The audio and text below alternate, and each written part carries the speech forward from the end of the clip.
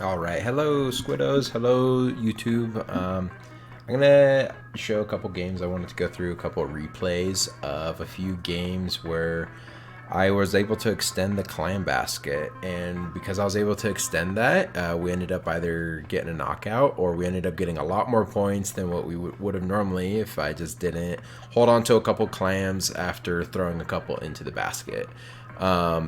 So yeah, let's just go and kind of get right into it. I want to show you. I'm going to be trying to use this replay feature as my first time, so I might be pausing and talking about a couple situations, but I just wanted to run through a couple games with you guys.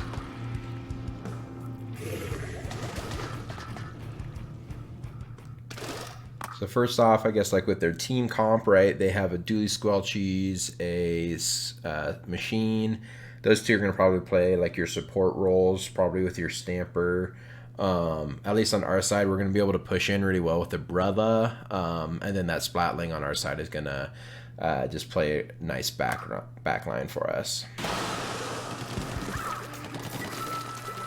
So here at the beginning, I kind of go, I'm going to go up top, just trying to get some recon, see where people are at.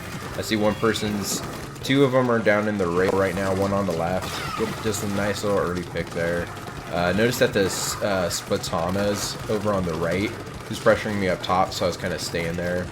So right now you got Splatana over on the right, there's a jump, and then the dual Squelchies are over there on the left. I can't break their range at all against the Squelchies, so I might as well just kind of play neutral here, throw a bomb or two.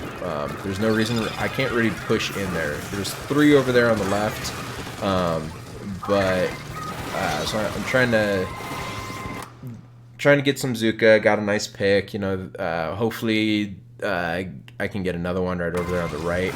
But one thing to note, look on the right side of your screen right there. That's where the Stamper is. I said the Stamper was on the right. So because of that, I'm able to come around, get a nice kill. And then now we're able to start kind of pushing in.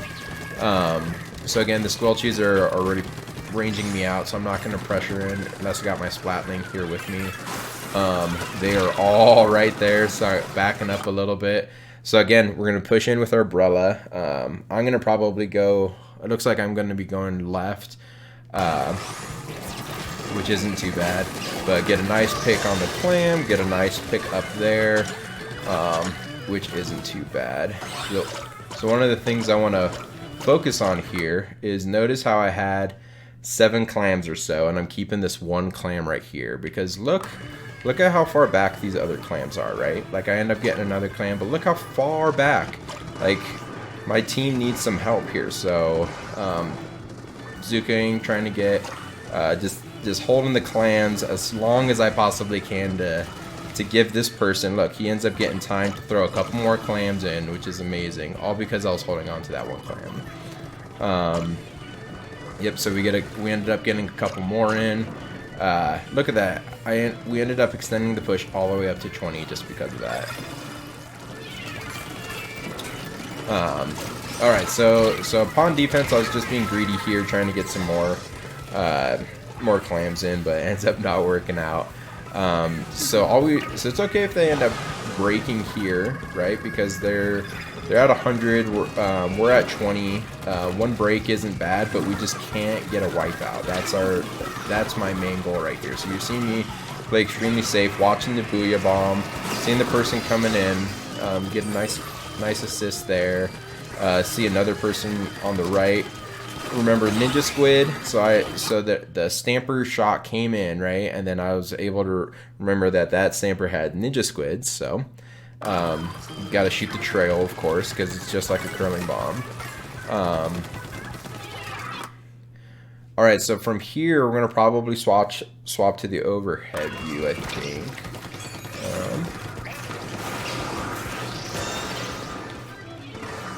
So I'm kind of ink zuking. That guy's super weak right there. But here, what I'm doing over here is so that I noticed that my team is ink backing, and then what I was gonna do is now it's my turn to kind of throw clams in. We end up I'm coming back to get some more clams, but let's go ahead and kind of look back at that a bit more. So let's go ahead and try from here. Yeah, so you'll see that I'm over here on the side. We have the clam, or we have the basket broken. Then notice that like we need 40 clams in. That's a lot. So I noticed my team's ink backing right there. So it's my turn to get the clams in. Then I'm gonna go up for the kills because now it's his turn to get the clams in. Luckily for us, team's getting the rest of them, and then I'm able to throw like the last couple in, just kind of sneak behind them. And yeah, so you'll notice right there, one of the best parts about that match was that by me holding on to the clam, I was able to just extend the basket and extend that life. Holding on to like 1 or 2 clams at the end really gives your team the time to, 1, for the clams to spawn on the in the map, right? And then 2, for your team to go back and pick them up, because sometimes, you know, everybody's coming back and picking them up, and what does that do to the other team? It gives them just the space for them to come in and get their basket back.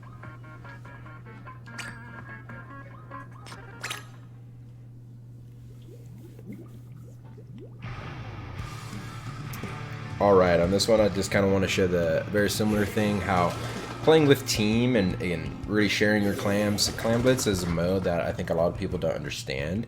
So really being able to extend the basket, sharing your clams, knowing when to push in and knowing when not to push in, and knowing really what your role is, right?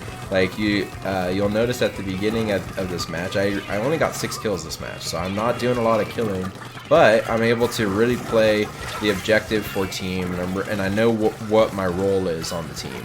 So right now at the beginning, I'm kind of just getting clams together, right? I got seven clams over here. We got 2 kills.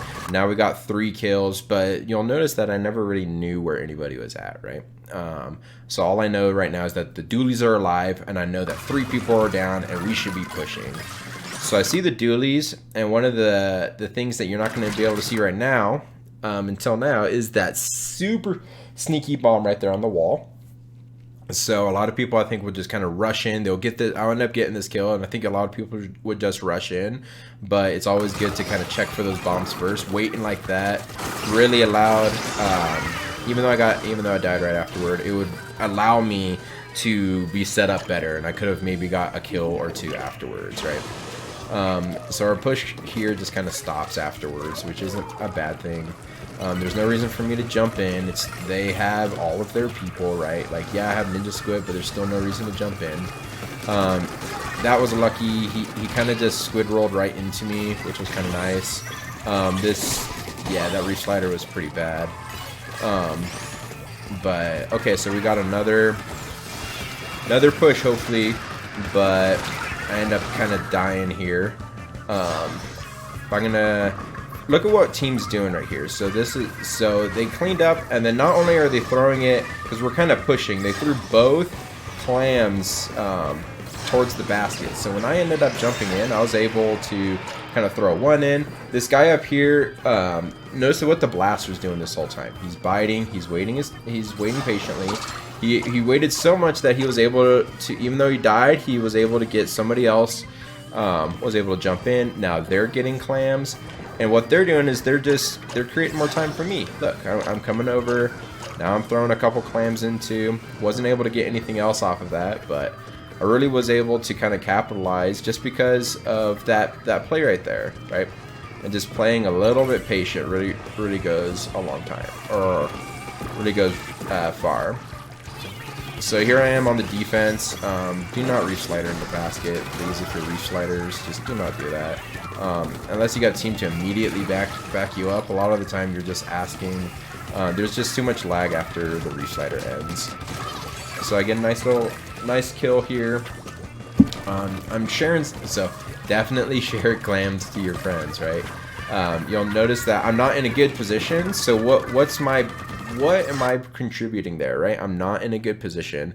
What I can contribute there is let me throw the clams and let me start a push going forward, right? Like, look at the top of your screen now. Look at all of my team. They all have tons of clams. So even though I wasn't in a pushing position, I can still push with my team by creating those opportunities and creating that power clam for them, right? Get a nice kill there. My goal here is to get just 3 clams and call it good. So I got 1. See, even team threw the clam there, right up to me. I don't end up getting it in, but he even was like, I'm not in a good spot, but my teammate is in a good spot, so we should be, I mean, past the clam up there. So really what I wanted to show you guys from both of those matches was just Clam Blitz has a lot of nuances, and you really need to know your role and what you're doing. Maybe if you find yourself in a match and you're not getting, like, say, a lot of kills, and you're not really knowing like where you need to be, notice what your teammates are doing. Is somebody else getting all those quick kills? Is somebody else sharking over on the left side? How many clams do you really have, right? Like, you can't push in without clams.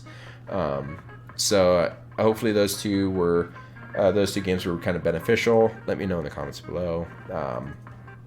But yeah, signing off.